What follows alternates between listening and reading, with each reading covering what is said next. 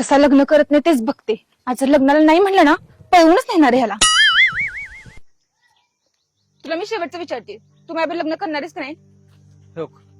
तुला मी रात्री सांगितलं, ह्याच्या अगोदर 100 वेळा सांगितलं आणि मी आता पण सांगतो, मी तुझ्या बरोबर लग्न करणार नाही म्हणजे नाही.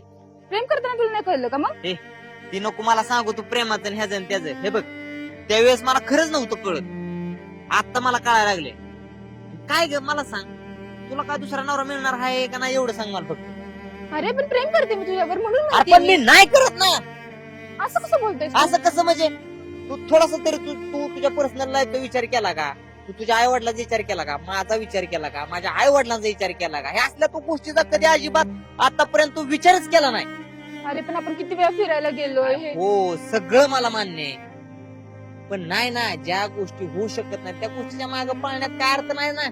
म्हणजे तुझं माझ्यावर प्रेमच नाहीये? नाही, माझं 100 वेळा तुला सांगितलं तरी तेच तेच तेच. मला सांग, आपण जर लग्न केलं ना, तू माझ्या नात्यातली ना गोते, उद्या तुझ्या वडिलांना तुझ्या घरच्यांना पाहुणे रावळे काय म्हणते, भाऊ सगळं बनते तुला काय आधी काय पाहिजे होतं अरे पण? हो, कळाय पाहिजे होतं पण नाही कळलं ना आधी. आता कळतंय ना मला.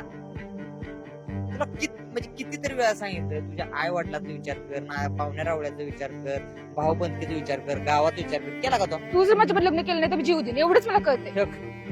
हीच गोष्ट नडती. नाही लग्न केलं की जीव देत, नाही लग्न केलं की जीव देत. एवढा जीव होतो चाललाय का तुला? मग काय चाललाय करू का? दुसरं मी? तू मला सांग. सांग, तू जीव दिला तर तू एकटी मरणार